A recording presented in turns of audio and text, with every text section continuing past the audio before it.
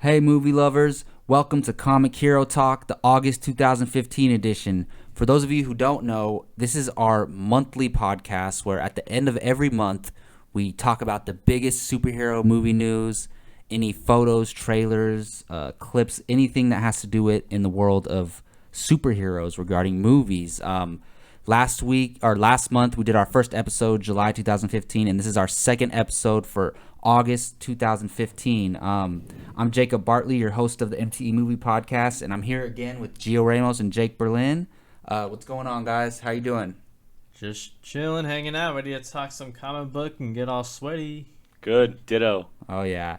And the reason we do this podcast is because when we do our weekly movie news shows or our weekly podcast, we tend to go off on superhero topics. We can't stop talking about it because we're all three huge superhero comic book movie fans, and this is an outlet for us to release all of that geekness out and talk about it and get it out of our systems. So without further ado, let's jump right into the material. So the way this is gonna work, we're gonna run through different segments.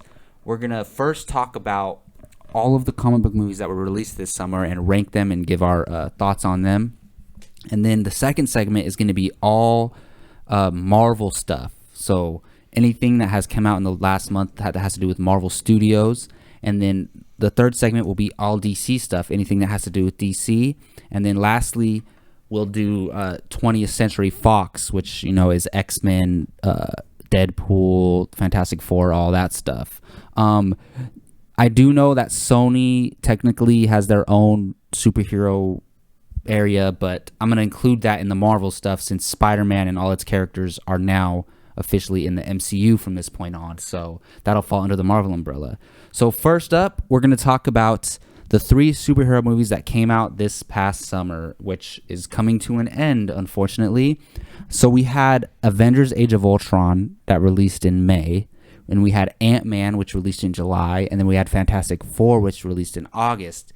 I assume there's no question what the worst movie on that list is, but I'm curious to hear out of all three where you guys rank them. Gio, let's start with you, man. So out of Avengers Age of Ultron, Ant-Man, and Fantastic Four, how do you rank those movies? Well, like you said, Fantastic Four is the number 3 last spot. The bottom. What? The bottom of the No. barrel. No way. Yes. God. Ugh. No, I'm not even going to talk. No. All right. So Fantastic Four is at the bottom. That's that. And at number 2, I'm going to put Ant-Man. I mean, some people say Ant-Man was better than Avengers, but the way I look at it, Avengers had more awesome comic book moments. The characters, dialogue in between was fun to look at. It just had a little bit more than Ant-Man for me. I did enjoy Ant-Man. The second time around, I told you guys after my second viewing, I thought it was You liked it a lot more, yeah. Yes. However, between Ultron and Yellow Jacket, I got to give the edge to Ultron. I mean, just As far as villains go for the movie. As far as the villains go. So I have Avengers number 1, Ant-Man number 2, Fantastic Four number 3. That's that. All right, Jake, how do you rank the three comic book movies that came out this summer? Shockingly, I go Fantastic Four at the very bottom. What? Like about Damn. 10 steps below all of them.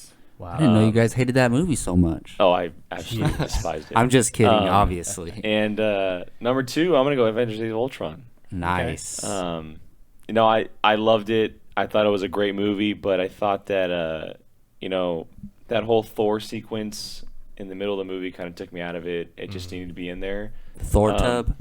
It was a really, really good movie, but I felt that, and it had nothing to do with the studio, but the fact that they had to set up Thor 3 and Infinity War kind of took away from Ultron being the villain a little bit. And Civil War. And because Civil War and then Guardians of the Galaxy 2 and Doctor Strange, they're not going to be able to set up Thor 3 or Infinity War in any of those movies because they're dealing with other things. So they had to do it in this movie, and it kind of took away from the whole Ultron taking over the world thing. Still a good movie, don't get me wrong on that, but it just kind of lowered it a bit for me. number one, Ant-Man. I absolutely loved it every time I saw it.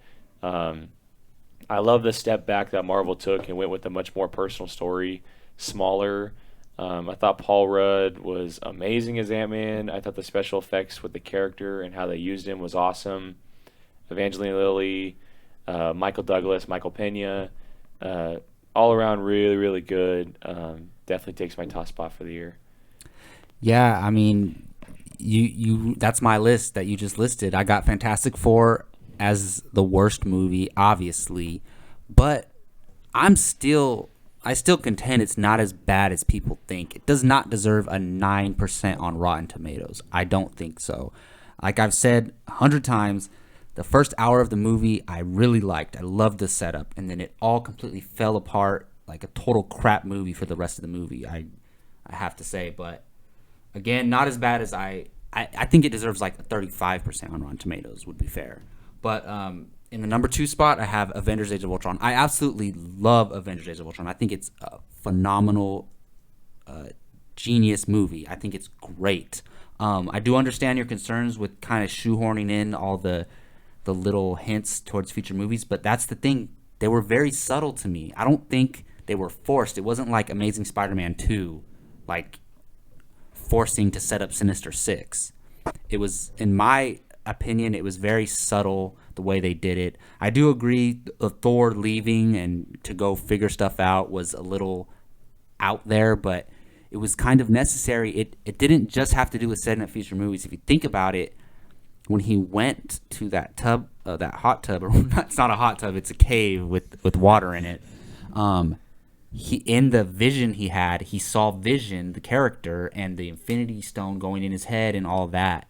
So in doing that, he realized he had to go bring Vision to life for some reason. And then that's when he breaks in and uses his electricity powers to finish creating Vision. So it did have to do with that movie. So I love Avengers: Days of Ultron. It's in the number 2 spot for comic book movies this summer. But number 1 is hands down, no question, Ant-Man. I freaking love Ant-Man so much. It's for my personal opinion and my taste, it's one of my favorite comic book movies of all time. It's one of Marvel's best movies. It's in the top 5 Marvel movies for me, for sure. It's just so original and it's so clever, and the dialogue, and it had a subgenre of a heist movie and a comedy. Everything about it just clicked so well for me. It's so funny. I loved it so much, and I can't I don't know, maybe after I see it again I'll see some more flaws, but I've seen it 3 times already and I can't complain. I absolutely love Ant-Man. So yeah, it's my number 1. So yeah, thank you guys for checking out our list. Now we want to hear what your top 3, how you rank these 3 movies. In the comment section, let us know how you rank Ant-Man, Avengers: Days of Ultron, and Fantastic Four. All right, moving on to the Marvel movie news, rumors, anything that has come out in the past month regarding Marvel Studios, and that consists of the Avengers, Iron Man, Captain America. You know, you guys know all the characters, and it also includes any Spider-Man stuff, because as we all know, Spider-Man is officially part of the MCU, still belonging to Sony, but that deal they signed a few months ago, Spider-Man is in the MCU. So let's start with Captain America Civil War teams. So earlier this month, there was a rumor going around of the teams, and we talked about it on our weekly movie news show. But in that rumor, I believe Scarlet Witch was said to be on Captain America's side, right? So, and now we have this new promo art that came out recently, and we see who's on whose side, and there's no sign of Scarlet Witch. Instead, we got Sharon Carter, Agent 13, on Captain America's side. So I'm confused, but I actually really like that she's going to be in the midst of the battle. She's going to be fighting with them. It makes it really cool to me. So yeah, we got 2 promo art pictures tweeted by Jeremy Renner. One kind of shows the heroes facing each other and like going into battle, and then the other one is just it's kind of 2 pictures. It's on the top, it has Iron Man with his team, and on the bottom it has Captain America with his team. We'll put these photos up in the podcast, but as you can see, we have Iron Man with War Machine, Black Widow, Black Panther, and Vision. And then you have Captain America with Sharon Carter, Agent 13, Hawkeye, Ant-Man, Falcon, and Bucky Barnes, aka the Winter Soldier, which I'm so excited to see them fight next to each other. It's going to be incredible. And we did talk about these photos on our Rapid Fire Friday from this past Friday, but we want to dive into them and talk a little bit more about them. Jake, I know you love these photos. What stands out to you, and why is there no Scarlet Witch in the Well, I'll photos? address the Scarlet Witch part first. I personally think that, so in the synopsis that was released months back, there was something here that said the international incident involving the Avengers resulting in collateral damage. And I have a feeling that during the beginning sequence or beginning part of the movie when they're chasing down Crossbones, right? Yes, Crossbones. I have a feeling that maybe Scarlet Witch uses her powers just to capture him or something, and some civilians die in that instant, and maybe she's either captured by the government or maybe she goes away. But I think she just bows out of this, and we don't see her for the last half of the movie. And I think she just steps away from the whole Civil War fight of it. I could see that. I think because if that didn't happen, then why isn't she included in this? So there's got to be some reason why. And it she's fixes gone. a problem that I had because I was worried because she's so powerful. Honestly, she could literally kill all of them by herself. She really could. So it takes her out of the fight, which is fair, I think. Yeah. But as for other things, there's a bunch of things that can be talked about. First off, Hawkeye's new suit, awesome. I think his new digs look awesome. They're going with the classic characters purple. Yeah. I think it looks really cool. I love seeing Sharon Carter in there. As one who has read the comic book, I know that she plays a huge part in present day Cap's life. She wasn't a huge part in the Civil War storyline, but she had her part, and I'm glad to see that she's in there. It's a good evolution for the character after her being teased in the Winter Soldier. And another thing for Cap's team, Bucky, aka the Winter Soldier, has no mask or face makeup on, which means that he's finally accepting who he is. Yeah, that's cool. He's remembering he has his memories back. He's accepting who he is. He understands what Cap is doing, and it's really cool to see full-on Sebastian Stan as Bucky Barnes in there again. It's going to be extremely cool to see them fighting alongside each other. I know the history. I know possibly what's coming as well. And Iron Man's side is awesome. The big question is, why is Black Widow over there? Because the relationship between her and Cap has been building. What is the deciding factor between her going that side, or is she possibly still working for Cap?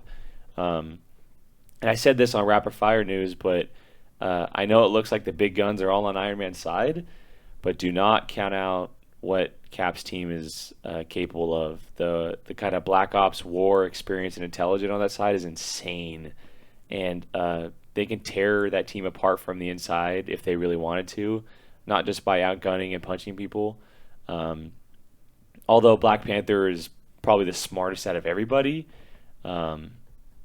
that Cap's team is still very powerful in their own right. So, and Black Panther is still a big question. Why is he on that side? Why is he not the neutral part of the story? Exactly. Or maybe he is. Maybe he's just put in there to.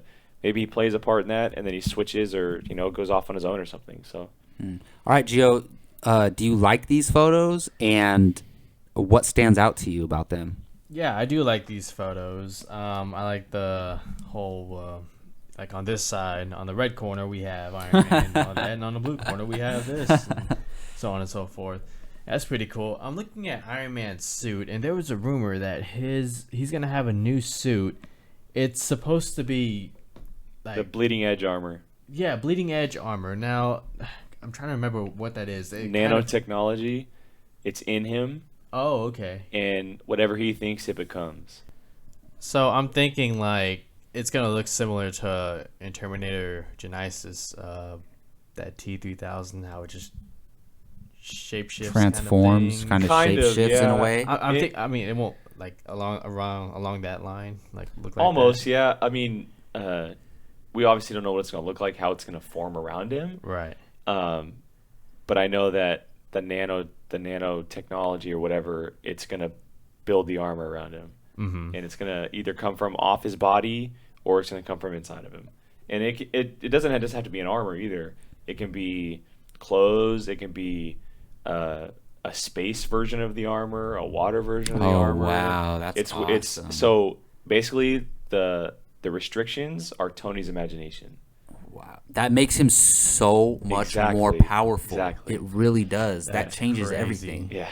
Wow. Yeah. So I mean, judging by the tone of this, it looks like Iron Man's the antagonist.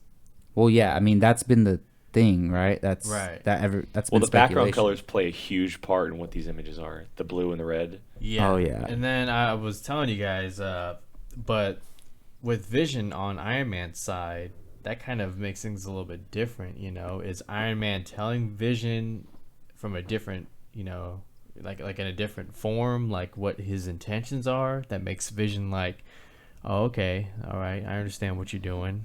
Like, or what's the deal with that? I think we talked about this earlier. I was saying, so in the beginning of the movie, it's rumored that there's an incident that happened where civilians die, right? And this involves maybe Vision's part of that mission, and this involves Cap's team, which is probably going to have Black Widow, Falcon, War Machine, that Avengers team we saw at the end of Avengers Age of Ultron, you know, maybe plus or minus a few members. But so people are going to die, and then this is all speculation on my part. So there's going to be a big incident, people die. So Vision in Age of Ultron said his main objective is to protect life. So these people die, and then Iron Man is like, okay, we have to take make a move where superheroes have to register with the government, and we keep track. And Cap's like, no, I'm not doing that. And Vision is like, we have to do it to protect lives, and that's how Vision ends up on Iron Man's side. Is my speculation. I think that and Tony working under a government kind of helps that, like makes Vision with like the rules, and you know, he's working under someone instead of him just being out there. You know, it might help that situation where Vision doesn't want to join with him. I know we were talking about Black Panther or Black Widow flipping sides. I could see Vision flipping sides by the end of this. Honestly, maybe he's like he sees Tony was wrong the whole time, and then because he's very powerful himself, he can do a lot of stuff. Well, with Scarlet Witch gone, he's the most powerful. Yeah, and in this group, yeah, I would say so.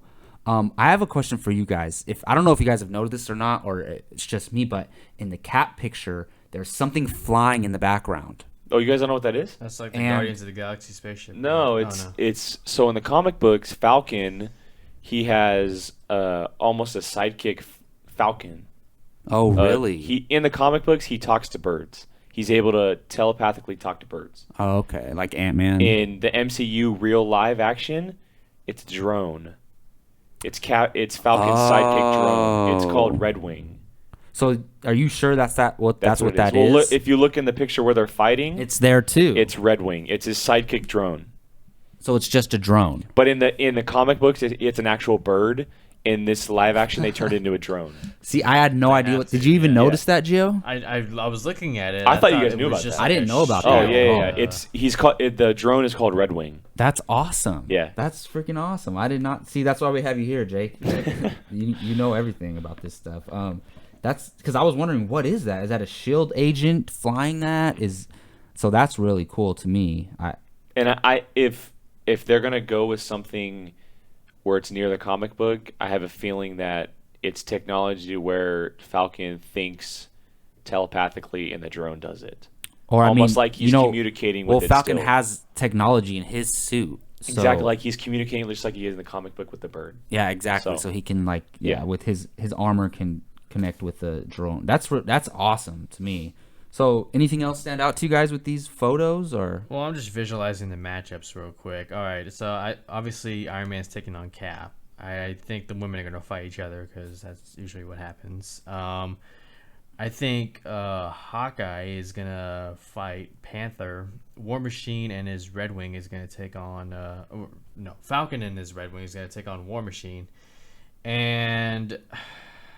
I mean, it's going to be a Ant-Man mixed and Winter match. Soldier are going to try and take down the Vision. It's going to be a mixed match of everybody switching off, and then Spider-Man's going to come out of nowhere. So I was looking at this team, and yeah, Iron Man has the big guns like Vision, Panther are very powerful, but do not underestimate Ant-Man.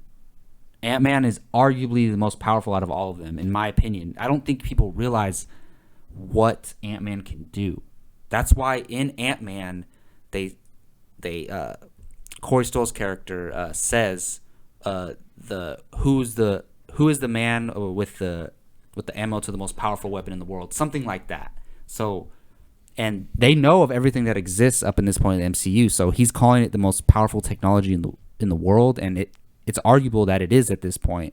So don't underestimate Ant-Man. He can shrink. They can't even see him coming, and he can kill anyone easily. The only thing, when I see the picture of him on like the shoulders, the only thing I think about is him flying on an arrow or Cap's shield. Oh yeah, it's the only thing I think about right now. Like that's the only thing I care about really.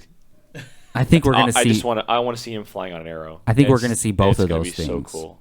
Yeah, definitely. But as for matchups, you're pretty much spot on. But I think Winter Soldier is gonna take on Panther because of their fighting styles. Oh, that'd be awesome. And I think Hawkeye is gonna go against Widow because it makes sense. I think Ant-Man will take on War Machine because of the suit, and he probably might be able to get into it. Obviously, Cap and Iron Man. And I think Falcons might take on Vision, personally. Him and his drone? Yeah. But it's, like we said, it's going to change. It's going to interchange. So they're going to go after each what other. is Hawkeye doing then? Hawkeye and Widow. And then Sharon Carter's just going to be in the middle with Cap, maybe just going after everybody. Yeah, or maybe she's in the background doing something like underground, kind of like on a different mission from kind of like Maria Hill or something. Like exactly. Coordinating everything. Exactly. You know, she's fighting the extremist. I mean, she could fight Black Widow one-on-one because she's an agent too. Who knows what her training background is? But Black Widow, she's a different breed. I'm not saying that. I'm saying if Sharon Carter's gonna fight anyone, it's gonna be Black Widow, and I could see them having a brawl. You know, because I don't think any of these characters are going to be necessarily be trying to kill each other. I wish they were. I think maybe like not gonna happen. One of the teams have to obtain something. Well, Anthony Mackie he said that it's more of a family dispute than an actual civil war. Exactly. So that's what. Do this to you, but I got because they're not gonna kill each other. You know. So. All right. Well, let's move on to the next subject under the Marvel news and stuff. So we talked about this already, the Captain America Civil War footage that was shown at D23. For those of you who don't know, it's not online anywhere. We haven't seen it, but we've read about it. We've heard people talk about it. So it wasn't like a trailer. It was just a bunch of footage put together as a trailer, and a few things. We got the first glimpse of Black Panther. There was interactions between Ant-Man and Captain America, and I wish I could see this footage now. I remember when it first came out, we were saying, I'm cool with not seeing it, but now I want to see it. So, Gio, anything about that footage that you wanted to bring up or that you remember wanting to talk about? It's not going to be as tense and dark as Winter Soldier was, and that's evident to Scott Lang's first interaction with Captain America, when he can't find the words to say, it's good, glad to meet you. Oh yeah, when he geeks out when he meets him. Yeah, so there's definitely going to be some humor in there, and especially the banter between Black Widow and Hawkeye. So there'll be some fun in between there. Thunderbolt Ross, he's going to be in the background. Was he in the footage, right? Yes. Well, no, he was voiceover. Oh, yeah, okay. He had the voiceover. I'm really interested to see what he's going to be doing. From what there's a rumor that he helps enforce the registration act. That would make sense because he works for the government. And his experience with the Hulk. Yeah. And where is Abomination? That is a good question. Don't they have him locked up? Yeah. General Ross has him, I think. But we don't know how actually prominent Ross is going to be, and how prominent the Incredible Hulk storyline is going to play into this. Yeah. That's also a big question, though. We'll eventually see Abomination. That's a big question, though, because apparently Mark Ruffalo is going to be in the movie. Does he show up later on for Cap's side? I don't know. I don't think we're going to see Hulk. I think we're just going to see Bruce Banner. I hope we see Hulk. That'd be awesome. I don't know. Yeah, we'll see. I mean, that'd be cool seeing him and Vision going at it. But, I really want to see the footage. without the footage, it's pretty much just, I mean, they're going to be fighting. Frank Grillo's crossbones, when he tells Cap, he remembered you, your pal, your buddy. It makes sense because we see the promo art with Winter Soldier Bucky being more of himself now, and more accepting. And other than that, that's pretty much it. Yeah. Jake, anything from this footage that catches your eye that you wanted to talk about again? No, it's just, I mean, obviously I'm bummed I haven't seen it, but it's just the descriptions of like certain characters going at it, and more specifically for me, because the storylines hold a special place on my heart. The scenes of Cap and Bucky fighting alongside each other. I've been wanting to see these guys back at it. I think it's awesome that we're finally seeing Cap and Winter Soldier back, not just Cap and Bucky. The two together, they're not unstoppable, but they're pretty close to it. I mean, they're two different kind of beings in the world, and but obviously, like, the Ant-Man stuff's going to play a great part in it. I think it's still going to have a pretty dark tone, but there are going to be those comic relief moments with Ant-Man, just because that's the type of character he is. Also with Spider-Man too. Oh yeah. For how much we have, it's going to be lighter for sure, but I think it's going to play close to what the Winter Soldier did, because the Winter Soldier still had its comedic moments pretty well, like with the car scene with Cap and Black Widow and stuff like that. Yeah, there was a lot of comedy in there. It's going to be a little more than that, just because of the type of characters there are. But I'm still holding out for a dark tone because I think it played very well after what the Russos did. So. Yeah. So just from hearing about this footage, two things that stand out to me. So one thing, so a lot of people were worried that with all of these characters and everything going on, it's not really a Captain America movie. It's an Avengers movie. It's Avengers 2.5, like Anthony Mackie called it. So from hearing about this footage and everything, I do think it's going to focus on Cap. This all starts and ends with Captain America, because a lot of the story is going to be about Winter Soldier and how I think we're going to find out what Winter Soldier's been doing, how they caught him, and then we're going to see Winter Soldier start to realize who he is and accept that he is Bucky Barnes and him and Cap used to be best friends. So I think that's going to be a big part of the movie.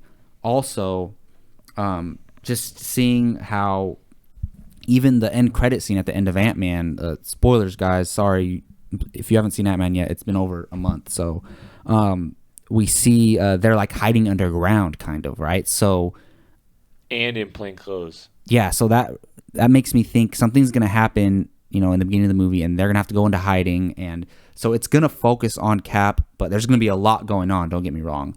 Another thing I noticed is something that worries me, which in the footage, so Hawkeye and Black Widow are apparently fighting, and there's some back and forth banter, which is very comedic. It's like, we're still friends, right? Depends on how hard you hit me. Like, that to me says this issue doesn't seem like they're taking it so seriously to me. And like we were saying earlier, it's going to be more of a family feud rather than a straight out full-blown war where they're trying to kill each other. So that worries me a little bit. I don't want it to be too jokey. Like, I don't want Avengers Age of Ultron humor in Captain America Civil War. It works for me in Age of Ultron, but it's not going to work in Civil War. Obviously, we're going to get those moments with Cap and with Ant-Man and Cap with Spider-Man, and even Tony Stark is always comedic. I think he's going to be a little more serious in this movie, but there's always going to be comedy in Marvel movies. But those are two things that stand out to me. So was that all you guys had to say regarding the Cap footage from D23? Well, taking all this into consideration, the story, the cast, how long do you guys think this movie has to be for it to tell everything and do everything it's supposed to do? A length-wise? Yeah. I think it'll be around 2:15. Give me a runtime. I was going to say 2:20. I'll say about 2:15 because I think Winter Soldier was about 2:10, 2:15. I think they're gonna stick with. Yeah, you don't want to go too long. Yeah. Well, yeah. Still sticking to Civil War, kind of. One thing that stands out to me in the footage and the promo art, no Spider-Man. So we know, as far as we know, Spider-Man's gonna have a very limited role. And there was a rumor going around a couple of weeks ago that there's going to be a big fight involving Spider-Man, and people are speculating that Captain America and Spider-Man are going to fight. let's start with you, Jake. Do you think this is true? And if it is, what does that excite you? I think it's true. Yeah. I don't know if you guys remember when we talked a few weeks ago. I had said the coolest thing ever would be seeing Cap and Spider-Man. I think fight, you 'cause he did would say toy that. with them. Yeah. The fact Oh that- yeah, 'cause he yeah. would You toy did with say them. that. Yeah. I think it is true. How much? I don't know. I think it makes sense. You know, I think it's because Cap takes everything so serious. To have this teenager kind of almost school him in a way in a fight would be really, really cool. I don't think it's going to be anything major because I don't think there's going to be a huge part for Spider-Man. I think it's just going to be an intro to his role in the MCU in the future. But if it is true, I'm totally down for it. I would love to see it.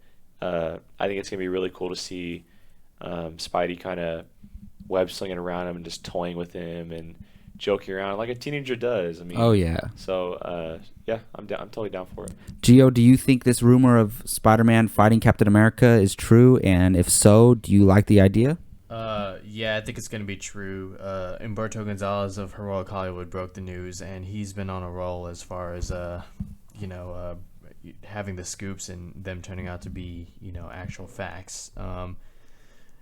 Yeah, like a lot of what Jake said, it's going to be fun seeing Captain America, fight this different kind of fighter with a different mentality, this guy. And who, a very different skill set than he's ever seen before. Mm-hmm. Yep. It's going to be pretty cool. I'm not sure how I'm pretty sure Captain America will break through the webbing pretty easily. He can hold his own. Yeah. So that'll be cool. I think it'll happen. When it will happen? Probably sometime after Stark recruits Spider-Man and maybe gets him a new suit. So we'll see. All right, well, sticking to Spider-Man, I don't know if you guys remember this, but a few weeks ago there was I think it was a fan art picture of Spider-Man's suit, and it was a very like low budget suit for him. He had goggles on, and he had like I don't know if he was barefoot, but he had like some type of sandals on, so his feet can probably stick to the walls or something. Did you guys see that fan art? Mm-hmm. You know what I'm talking about? So my question is, do you think it's gonna look something like this, Jake? I do. I think it, and that's what I want. I don't want anything else in the movie. Yeah, I don't want the real Spider-Man suit. I want, that's the exact suit. I think it looks really, really cool. It's something so different from what we've seen, and a lot of people online have been pointing this out, that the first two Spider-Man franchises, we've seen Peter Parker kind of create his own suit. There's no way the kid can create his own suit like that. I personally don't think that he can craft something like that. And not look perfect like that. Yeah, No I mean, way. so I think it makes sense to have this 13, 14, 15-year-old kid, whatever he is, make this kind of suit, and then at the end of the movie, someone like Tony Stark give him a suit that he made for him. So I think we'll see something like that where it's like, army pants with a really cool red jacket and goggles and a beanie or something like that, cutout eyes, whatever it is. Yeah. I think it'd be really cool to see that happen. I hope it happens. And if it doesn't, hopefully the storyline works out to where it makes sense. Yeah, I think it'll be awesome because it does a few things. It handles the problem of, this young kid, he must have pro sewing skills and the ability to like perfectly make a suit where everything is. Or where does he get that kind of fabric? Yeah, exactly. So it handles that, and it separates this Spider-Man from the other Spider-Mans because, even though we saw Tobey Maguire in that wrestling suit that he created, it wasn't like this, but it's a similar idea, where the kid creates his own costume. See, he can create that, but he can't create like the legit Spider-Man costume we all know. And I'd be cool with Tony Stark giving him his suit, but I don't want it to be like Iron Spider suit. I just want Tony Stark to give him the original Spider-Man suit in this movie. I wouldn't mind seeing Iron Spider in later movies, but not this soon. I want to establish the Spider-Man first, get to know him. Gio, do you like the look of this fan art? And it's just fan art. This is not from Marvel or anything, but people are speculating this is what it's going to look like, something like this. Do you like it? Yeah, of course. It's pretty cool, and it like you guys said, it makes sense. What I think will happen is Tony Stark will find this kid and he'll have his suit. He'll see potential, and maybe that's how he's brought into Civil War. Because is he rumored to be on Iron Man's side? Spider-Man? Well, that's what the initial rumor was like a month back. Yeah.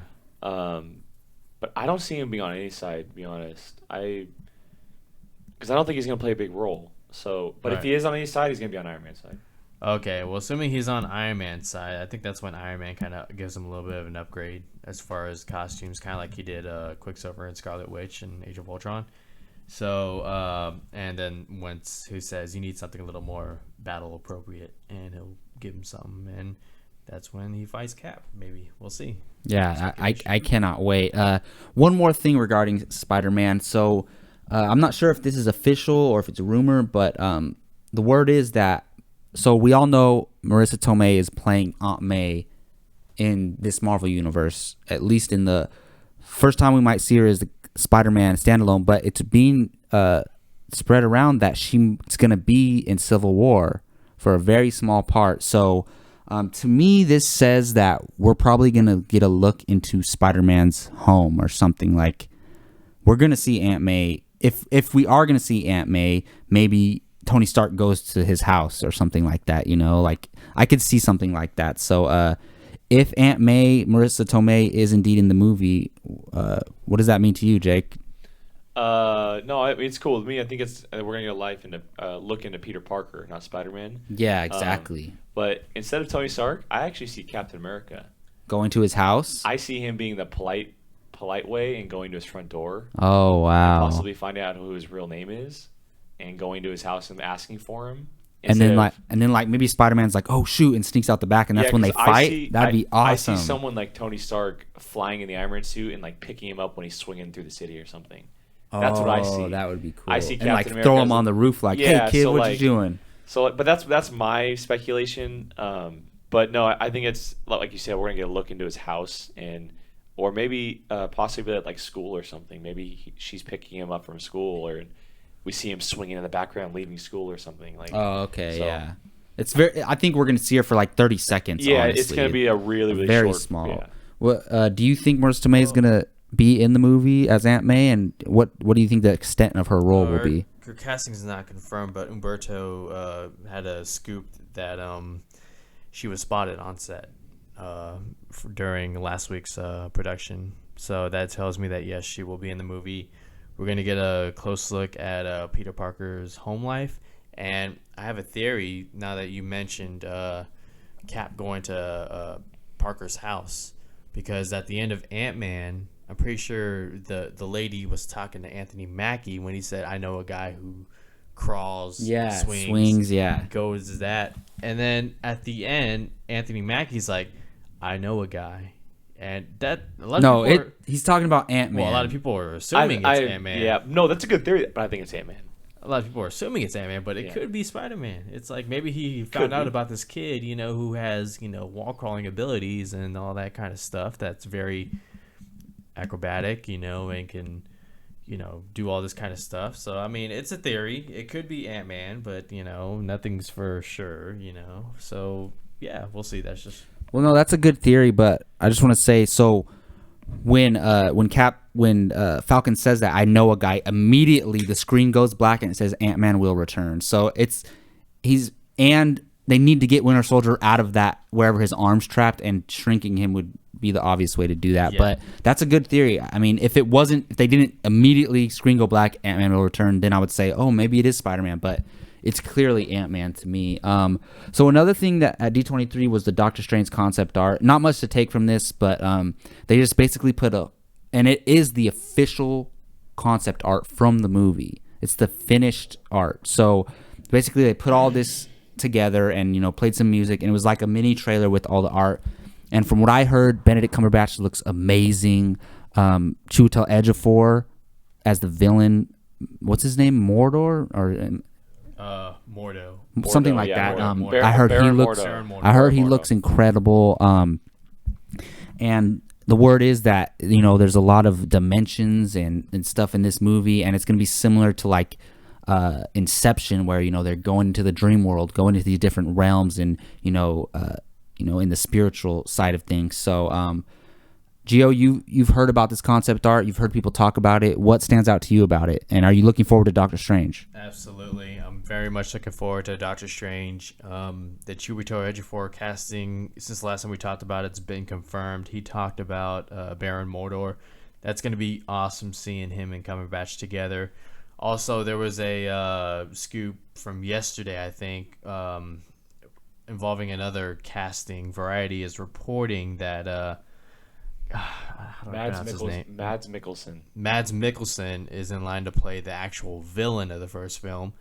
So, I mean, all right, speaking on the D23 concept art first, from the descriptions, it's everything you want to hear about Doctor Strange. This is going to be different. It's going to open up another side of the cinematic universe, the supernatural, multiple dimensions, kind of sorcery kind of stuff. So that's very exciting. I'm excited to see Benedict Cumberbatch. I think is a good casting. And as far as the story goes, I'm pretty sure Baron Mordo is going to be like an ally to Doctor Strange to take on this villain guy until the very end when he'll finally turn. That's just my assumption. So overall, we can only go off of what we read and what we hear. So all in all, I'm very excited for Doctor Strange. Jake, from hearing about this concept art, do you like what you're hearing, and are you excited for Doctor Strange? I am like what I'm hearing. I actually I wasn't a fan of the Benedict Cumberbatch casting. Wow, really? I love him as an actor. Don't get me wrong. I think he's awesome, but I thought it was too safe. Yeah. Okay, I see. You've said that before. Yeah. I wanted someone not unknown, but not as big as Benedict Cumberbatch. Yeah. And not like guaranteed to be good. Yeah. But obviously the guy, he's gonna look great. I've heard the suit is classic. Doctor Strange, it looks really good. I'm very much looking forward to seeing something on it. I can't wait. I think it's a very cool concept. This character, like you guys said, opens up an entire different world. This cinematic universe that they've got going on. But yeah, it's very cool, and I like what they did too with kind of putting a trailer together of the concept art, even though we didn't get to see it. I'm very much looking forward to seeing it and maybe some footage here pretty soon. So yeah, this art sounds awesome. Doctor Strange keeps moving up there as far as anticipation, and I keep forgetting it comes out next year. It's like it's a year away, so that's amazing to me. It's the best time to be a movie fan, especially a superhero movie fan. All right, one more thing regarding Marvel.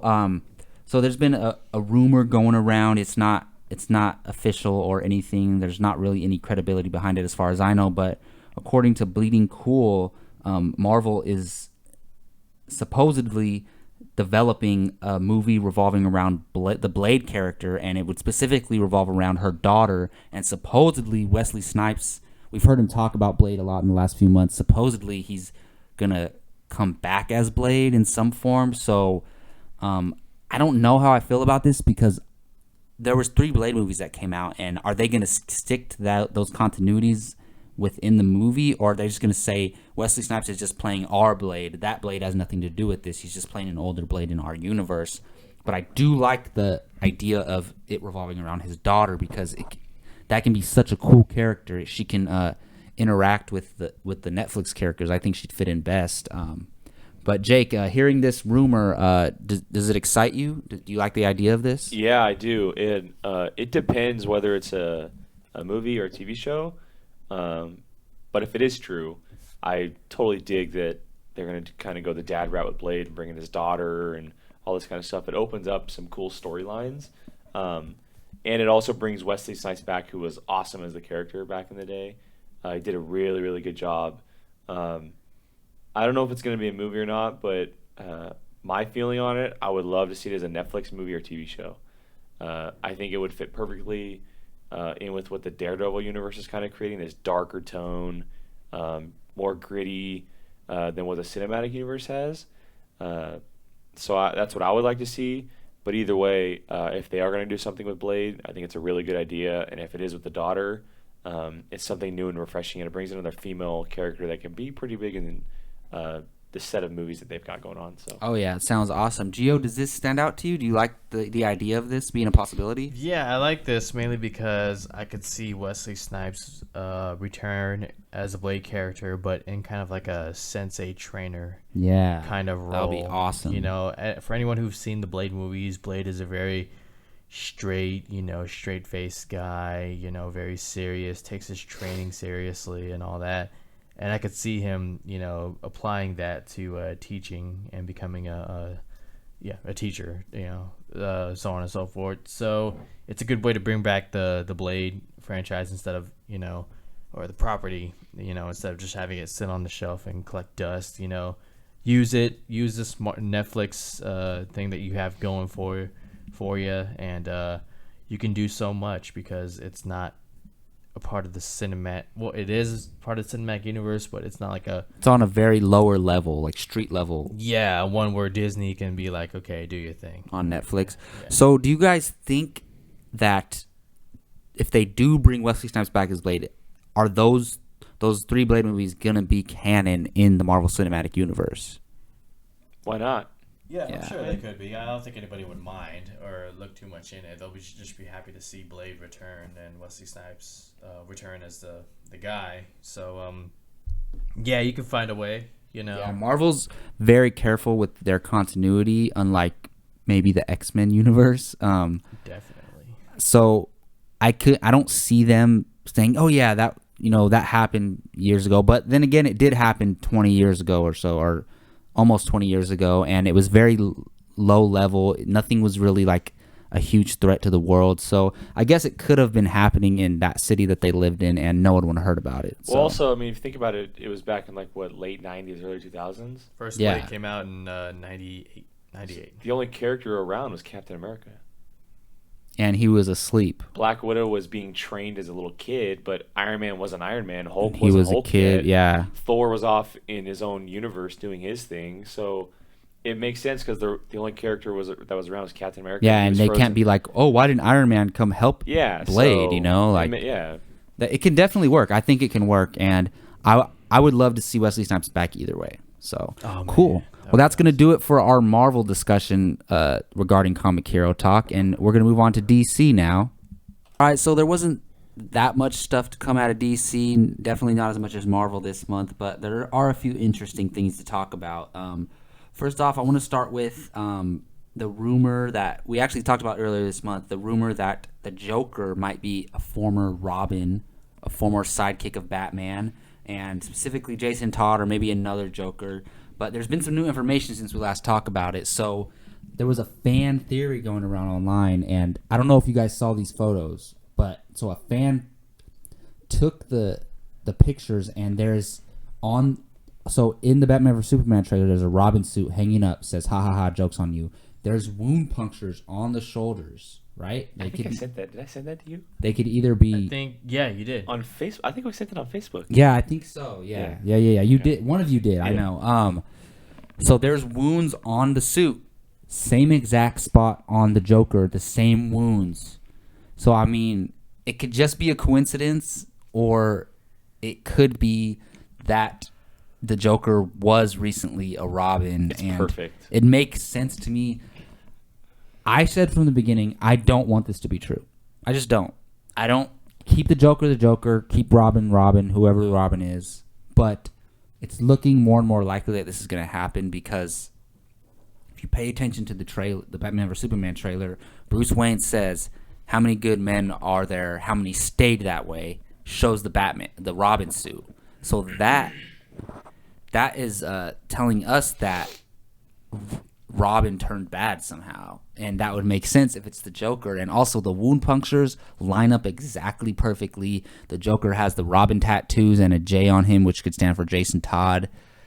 As much as I don't want this to be true, it's looking like it might be, but again, it's a rumor. So with this new fan theory information, Jake, what do you think about this? I know you think it's true.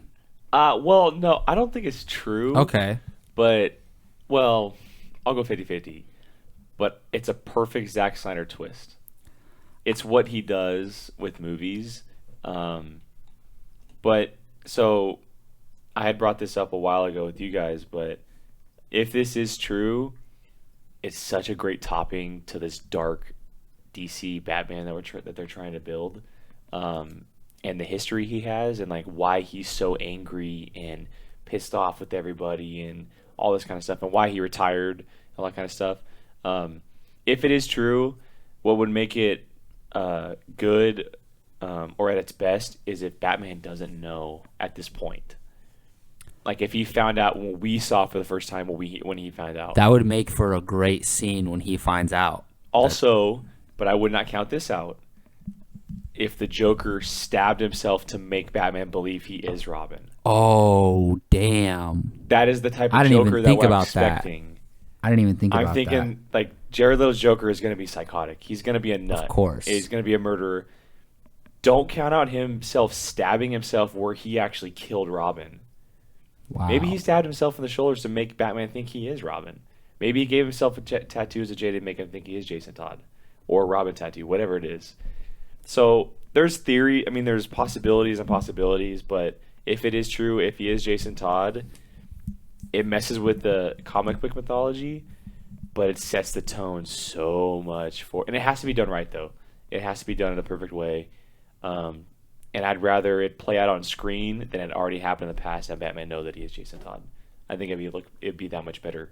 Yeah, I mean, it calls for some exciting performances and scenes. Gio, with this new information, with the wound punctures and all the fan theories, do you think this is looking more and more likely to be true? Oh, it is true. It's gonna happen. That's Jason. You heard it here first. You heard it here first.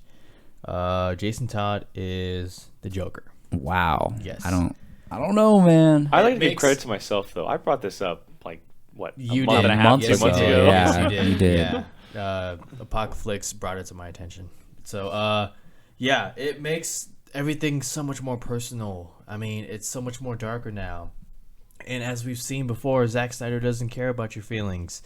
You may love Superman. He's going to have Superman snap somebody's neck. You may love Batman. He's going to cast Ben Affleck as Batman. He does not care. He's going to do it, and you guys are going to like it. I'm telling you. And so, yeah, I think the Joker is formerly known as Robin. Or, yeah, former. Yeah. One of So, the Robins. Do you think, then, that he's the second Joker or the Joker? I think he's the second Joker. So you think the original Joker beat him, and then he became the Joker? Wait, what do you mean? Like, So the original Joker killed Robin, so to speak? and then that Joker died, Yes. and he became the Joker? I think something along those lines, but it could be a little bit more complicated than just that. But Jason Todd probably has so much anger toward Batman. It's like, What if the original Joker beat him, took him in, and then Jason Todd killed him to become the Joker? That would make sense. if- Or Joker- Batman kills the Joker thinking that he killed Jason Todd. See, I don't think Batman would kill Joker. But I know Batman doesn't kill. I know that. Whoa, but this I think Batman. what if yeah. what Or if Superman killed him? Just kidding. but what if he's so angry that he can't help himself and he kills and he regrets killing the Joker because he doesn't want to kill anybody, you know? He thinks justice should be served. So That I could man. see that. But here's the thing. I think if this is true, I think he knows Jason Todd is the Joker. Already? If he's seen them. If Already? he's seen him, yes. Because I don't buy into the idea that, okay, even if you put makeup, put some, whatever, a grill in, you still look like the same person. He's going to look like Jason Todd if he was Jason Todd at one point. God, that would suck. So, wait, when we meet the Joker in Suicide Squad, Batman already locked him up, right? We don't know, but that's the Well, assumption. I mean, who else is gonna lock up the Joker? As far as we know, anyway. But we do know that he's going to show up in BVS in a flashback. Okay. He's going to, or maybe it's present day, I don't know. But he's going to show up in BVS at some point for probably that Robin to scene. tell Batman's story a little Probably bit, that yeah. Robin scene. As far as when you said grill, it came across me. You know how there was those theories about, oh, he's got the grill because over the years Batman's been punching his teeth out. The Joker knocked his teeth out with the Yeah. crowbar. Yes. Like, It makes sense, dude. and he doesn't have the scars. Yeah. He doesn't have I mean, the original Joker Joker doesn't have to scars. have Telling you scars, guys, The Joker No, is Jason Todd. If he's Jason Todd, no, it's epic. Yeah. I mean, it's awesome and it changes But everything. you really think he's not going to be able to recognize him? Like, he'll know. And this is my same problem with just because Superman puts on glasses and dresses in casual clothes, no one knows it's him. It depends. I don't buy that. It depends if Batman retired right it's after been Jason years, Todd killed, like- and he hasn't seen the Joker since. Okay, that's different. Let's Yeah, say maybe we don't know the situation. maybe this Jason Todd was 25 when this happened, and then he's 40 now. But still, you look the same. You don't change that much to where you're unrecognizable. Well, if you're beating with a crowbar, he'd probably change a lot. Yeah, who knows? If this is true, they better cover all their tracks and make sure it all makes sense. I don't want to see that Ben Affleck can't recognize him unless there's a good reason for it. So all right. Well, moving on. There's some other DC rumors going around. So apparently, for those of you who don't know, John Schnepp from Collider Video, he apparently accidentally let this slip. That he knows some people behind the scenes at DC, and supposedly that George Miller might direct Man of Steel 2, and John Schnepp seems pretty confident in this. I'm not sure if I believe it, and I'm not sure if I like it, but it's very interesting to me, though. I wasn't the biggest fan of Mad Max Fury Road. I do admit it's a good movie. It's solid. The action scenes are great, but I didn't dig the story and the plot so much. So it kind of worries me. As long as George Miller is directing and not writing the script and telling the story, I'm fine with it because he does a phenomenal job at visual effects, using practical effects, action scenes, and the scenery and everything going on. So if he is directing, I'm all for it. So Gio, you've heard this news. We talked about this before. Has your mind changed? Do you want George Miller to direct Man of Steel 2, and do you think it's true? My man George gonna direct the Man of Steel 2. I love it, man. First of all, the rumor. Okay, John Schnepp. John Schnepp is a director himself, and he probably knows some people behind the scenes. So I'm gonna say there is a good chance that he's onto something. Maybe George Miller is not set to direct Man of Steel 2, but maybe he's in like actual talks. Negotiations. Just got to say one more thing. Also, George Miller was spotted on the set of Suicide Squad, so Getting a tone. that kind of makes sense. Yes. And I'm just visualizing. Okay, so one of my little problems with Man of Steel was that there was a little bit too much going on as far as the visual effects action goes, especially during that end battle scene with the General Zod. It looked great, but there's a lot going on as far as the visual effects goes. All the damage to catastrophic, all that kind of stuff. Minor nitpick. I think with George Miller coming aboard, he's going to clean some of that up. He's going to make the action sequences look a lot more clean. It's gonna be awesome. I can't wait. I don't know. We don't know if this is gonna be true, but I'm very excited about it. I hope it does come true. George Miller is an incredible director. God, I love Mad Max Fury Road. So yeah, that's just my take on it.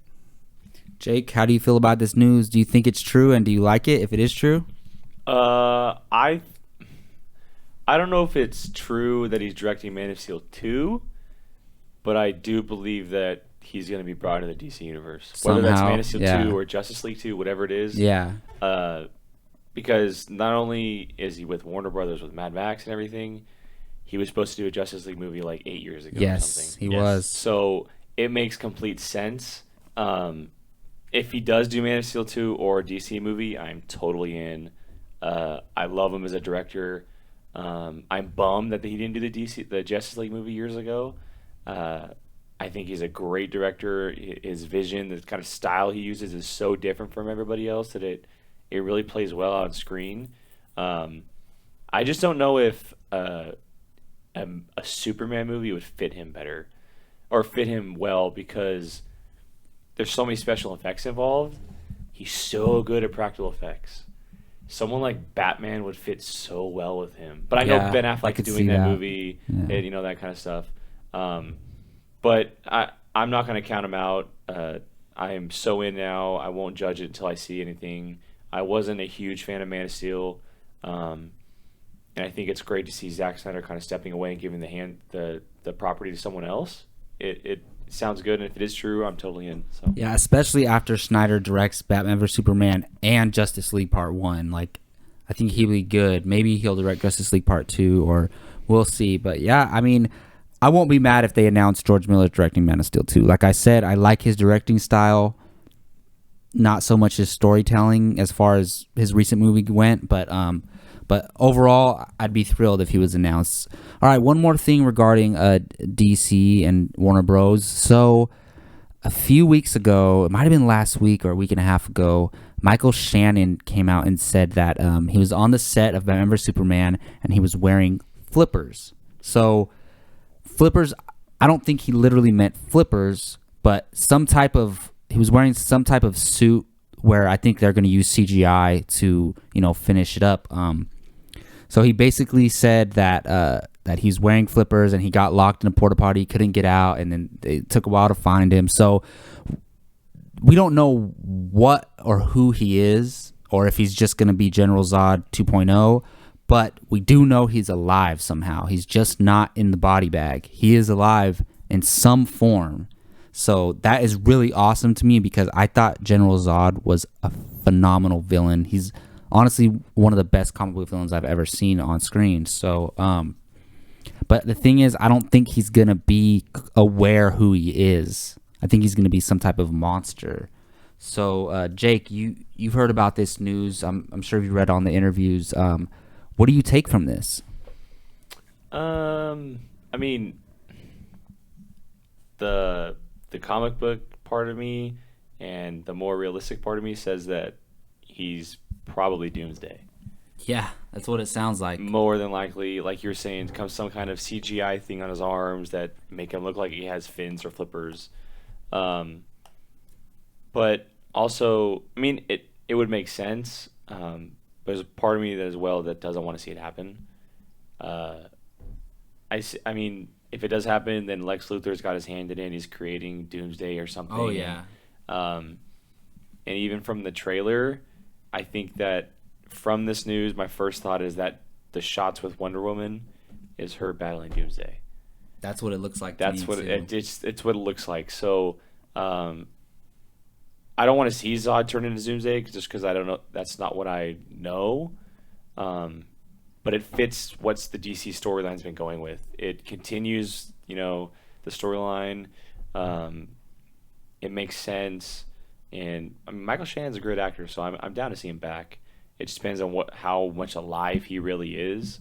Yeah, I have a feeling it's going to be some motion capture or something. So but at least he gets to be involved. Yeah, I mean, if it's true, it's true. Whatever, as long as it's done right, I'm cool. But if it's not executed right or I don't like it, then whatever. Gio, so what do you think about this? Do you think General Zod is Doomsday or some type of other creature? Yes, General Zod will in fact be Doomsday. It's all However, about the truth today, man. however, he's not going to be directly called Doomsday. There's going to be some kind of like subtle mention where it's like this is Doomsday. or Yeah, something he's like not going to come out, I am Doomsday. Doomsday. I hope No. he does. That'd be awesome. That'd be cool. That'd be kind of cool. But yeah, like the flippers. That's like a CGI thing for some kind of like blade. Yeah, it's not going to Kryptonic be blade, real something like that. flippers like a dolphin. Yes, so awesome bringing him back. Lex Luthor's going to use his body as tissue, put some kind of kryptonite stuff into him and some technology, and it's going to turn into something really ugly. So, Michael Shannon, General Zod, a.k.a. Doomsday, he's not going to have no idea who he is. The whole savior of my planet Krypton, that's gone. He's now insane. He's like psychotic. This guy, insane. So yeah, Somebody's going to have to have control over him. He can't just be a monster running around because then he's useless in a way. He can just destroy anything and he's not working for anybody. So I do think he's going to be Doomsday, but not a direct adaptation of Doomsday from the comics. It's going to be their Zack Snyder and DC Warner Bros. Iteration of Doomsday for this universe. And I think he's going to be a combination of a bunch of Superman villains, but they're going to call him Doomsday. And like you said, Gio, I don't think he's going to come out, I am Doomsday. Or I don't think Lex Luthor's going to be like, Doomsday. I think like the public in the general, like is gonna see the destruction that that he causes, and then call him Doomsday. You know, so. Are we done with this? Because Because I have one more hot rumor I want to tell regarding you guys. DC, Yes. yeah, we were just gonna move on Just from DC, dropped but or what? Not really. Maybe a few days ago, I read about it, and I just want to okay. share it real quick. all right, well, what's going on? From Umberto and Heroic Hollywood. So apparently, this is a rumor. It may not happen in the movie, but according to the rumor, in Batman v Superman: Dawn of Justice, Lex Luthor commits a very serious crime that pisses Superman off, like really bad. And from what Umberto is saying is that Lex Luthor is going to kidnap Martha Kent and hold her Oh hostage. wow!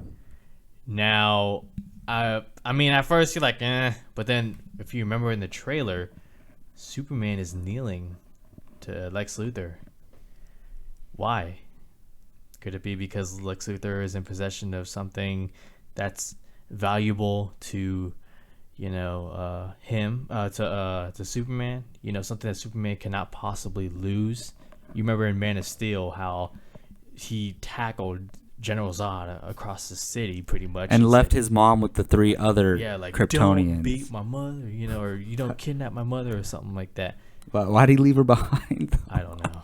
Plot hole. Yeah. But anyways, what do you guys think about this? Lex Luthor kidnapping. It makes Martha Kent. sense because in the trailer you see Superman kneeling to Lex Luthor, and Lex Luthor puts his hand around his face, and Superman looks absolutely pissed. Mm-hmm. So that would make perfect sense, Yeah. honestly, in regards to that, and it gives motivation for Superman to hate Lex Luthor and make him enemy number 1.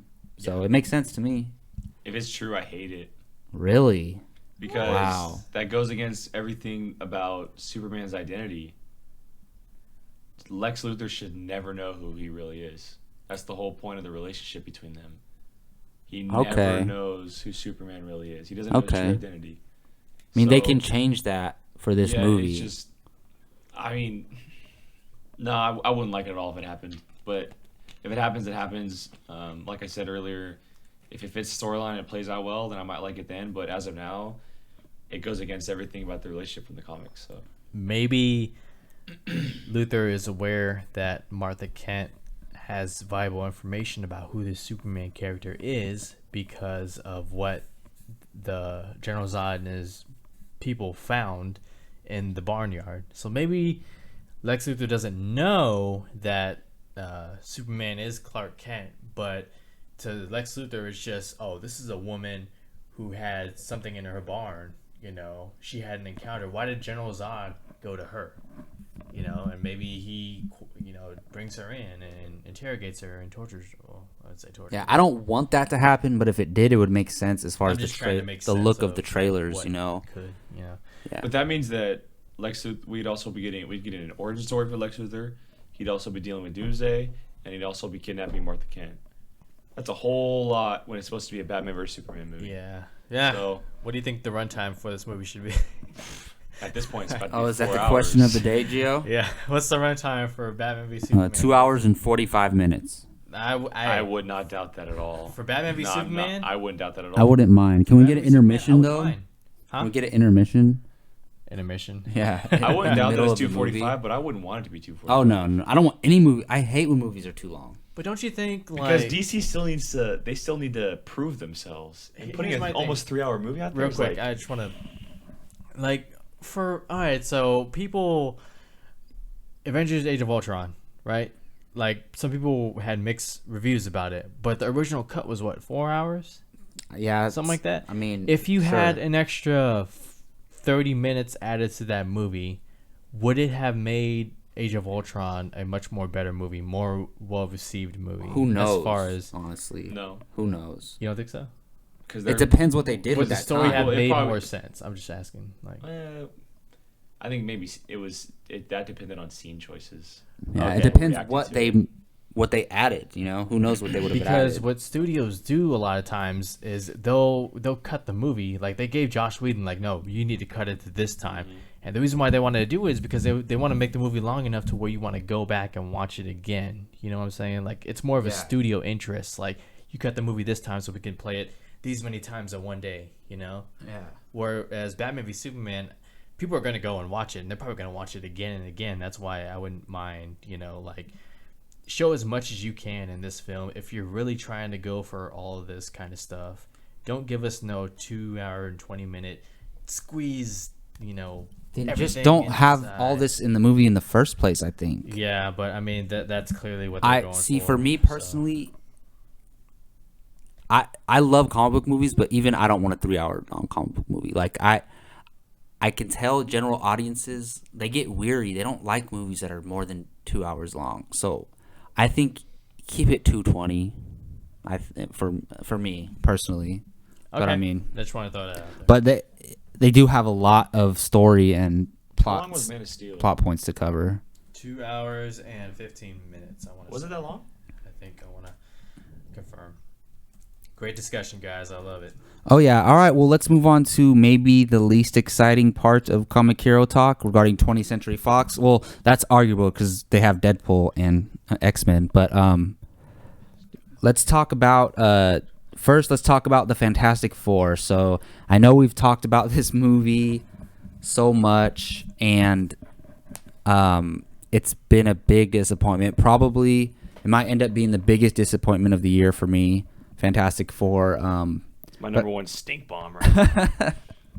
I don't know, man. I'll say Chappie maybe, but I people forget that Chappie came out this You- year. I haven't even seen that. Like, Yeah. that's how bad I know I'm gonna hate it. I just don't even. What if you care love about it? What if you love I haven't it? seen that or 50 Shades of Grey, which will probably be the number one, number two stink bombs of the year. Oh man, dude. I don't know. I mean, That's a different discussion. Yeah. Oh, actually, the worst movie I've seen all year is The Boy Next Door. Horrible, absolutely Yeah, horrible. that might. why would you even go see that? I know. But anyways, speaking of bad movies, Fantastic Four. So we all know the controversy with Josh Trank and 20th Century Fox and Fantastic Four. They had a falling out at some point. They kicked Josh Trank off the movie.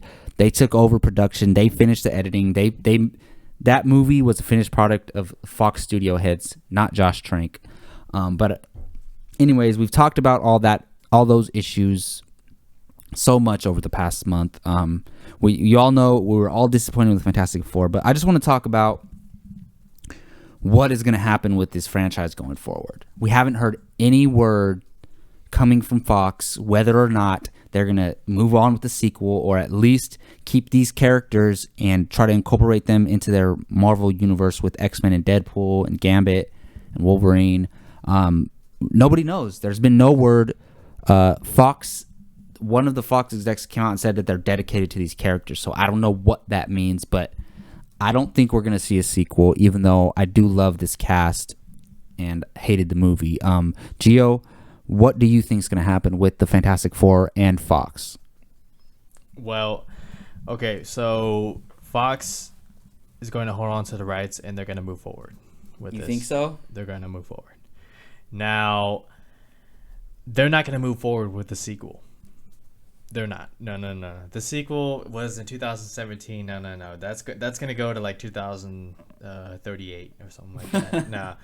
What they're going to do, and I think I'm pretty sure this is all my speculation. So when I say this is what they're going to do, guys, I'm just speculating here. So they're going to hold on to the rights, and they're going to incorporate the Fantastic Four into the X-Men crossover. So after Apocaflix, that planned X-Men Fantastic Four crossover I think is still going to happen. But the Fantastic Four, they're going to be side characters. You know? In the X-Men universe. Yes. They're going to be side characters because right now they have to be. Yeah. Yeah. I agree. And Fox's priority should be getting audiences to care about Fantastic Four again. And you don't do that by giving them another movie. You do that by making them like a side, like side characters. People love X-Men. They're going to see X-Men. You put the Fantastic Four in an X-Men movie, they're going to go, they have no choice. Damn it. Yeah, I got to see Fantastic Four, but I love X-Men. Damn it. All right. So they go into it, and they treat Fantastic Four well. They know how to use them. They use them wisely. Audiences are like, okay, the Fantastic Four weren't bad. So, yeah, maybe they're better side characters. All right, so you get the audience to start loving Fantastic Four again. Then maybe you could talk about doing a Fantastic Four sequel. But at the moment right now, don't even think about making Fantastic Four 2.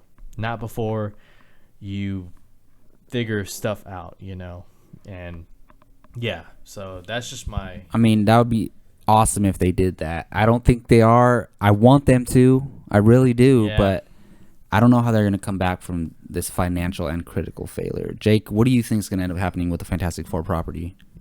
I honestly have no idea. That's fair. None of us have an idea. Although I'm probably the one at this table who absolutely hated it the worst, or the most, I should say, I would still like to see a sequel because I think they could put the right team together, and they already have a cast in place that is remarkable. Yes, it's a good cast. And bring in a writer who, Max Landis, who can give these characters something to do, more than what the past script did, and a director who can direct them in the right spot. It could be good. The characters, they're not what's the word? Unusable, I guess you could say. Yeah. They're not side characters. They're Marvel's first family. They are the first superhero team that Marvel ever did, and they're there for a reason. And there's a part of me that would love to see them go back to Marvel, all that good stuff, but that means they wouldn't be as prominent as they would with their own franchise, at Fox at least. So I don't care at this point for an X-Men Fantastic Four crossover, because I think this X-Men is going in a new direction, and I'd rather see that before crossing over. But I would like to see a sequel just because I want a good Fantastic Four movie. It's time. It's been over a decade. We need a good Fantastic Four movie. It deserves one. The character's been around for decades. The fans want it. But if that means that Fox has to let it go and let it go back to Marvel, and they do something with down the road, then so be it. But I would love to see a sequel, mainly because I think the cast is remarkable. So yeah, me too. I would love to see a sequel. I would love to see them eventually cross over X-Men and Fantastic Four. I mean, I would love to see Hugh Jackman as Wolverine fight the Thing, but probably never going to see that because Hugh Jackman's going to retire before then. So, yeah, I mean, I would love to see it, but it failed financially, failed critically. I don't see any room for it, honestly, unless Fox wants to take a huge chance, make a sequel for a smaller budget, bring on another writer like maybe Alex Garland from Ex Machina. I would think he would do great. Take that Max Landis script that was online. Have you guys been reading about that? Have you read the script? Yeah. Oh, it's so good. Yeah. Well, wait, the entire script? No, the first 4 pages. Yeah. It is so good. Yeah, let's talk about that for a little bit. So, Jake, I didn't include this in the show notes, but I kind of slipped my mind. But yeah, there was some of the script that leaked out, right? Or that Max Landis put out himself. So what did that entail? What did that involve? Well, it was basically a scene when they were in a barn, and I don't know if they had already had their powers, if I'm correct.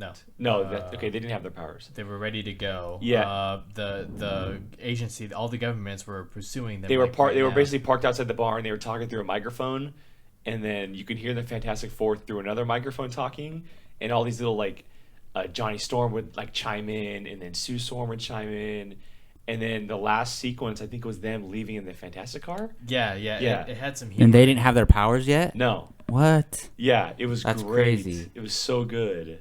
And also, a couple days ago, Max Landis further talked about his vision for Fantastic Four as a 3-film original plan trilogy. And the first one was going to be about them, kind of... I don't know. I have to reread it. But the second film, at the very end, Doctor Doom was going to... become Doctor Doom, basically, like the evil guy. In So he wasn't gonna. The first film, he's all good, and they See, I would have liked that. It would have allowed the one for with the 4-year break. It would have. I read a part. The very first script for the movie. It was gonna have a 4-year break, so it shows them get their powers, and then it skips 4 years. And Johnny Storm is a reality TV yeah, star. exactly. Reed and Victor Doom are working together at a building. Sue Storm what was she was like a doctor or something. Yeah. And Ben was Working for the military, like yeah, they were. He has the thing. Yeah. He And was then doing Reed missions. Richards was in hiding. Yes. So, and you know what's funny is I remember like a year ago they said they cast an actor to play Mole Man, and I didn't that's the one with It was, Galactus. I didn't Mole Man even- and Galactus. Tim Blake. I didn't even was think about originally- that. He was supposed to be Mole Man. see Okay. no Mole Man or even Yeah. that character in the Fantastic Four movie at all. And they were going to bring in Galactus, and there was going to be this big battle at the end of the movie. And I think that included Doom on their side. That if would have I'm been correct. awesome. Doom was going to start out as Yes, and then the yes. second movie was going to He turns the back. evolution That would have of been Dr. incredible Doom. because I hate when they rush the villains like freaking Like Fantastic Amazing Four. Spider-Man 2. Like Fantastic Four, exactly. Oh, man. Well, That did sounds you- like it would have been a just great movie. Earlier this week, did you see the concept art that released online for For- Fantastic Four? What was Which it? one? It showed Doom's castle. Oh yeah, I did see that. That Yeah. looked incredible. Yeah, did it not see showed. They that. showed Doom's castle. Oh, They man. showed basically the entire Planet Zero or Dimension Z. And it looked a Fourth lot different, dude. It would Yeah, have been yeah. such a.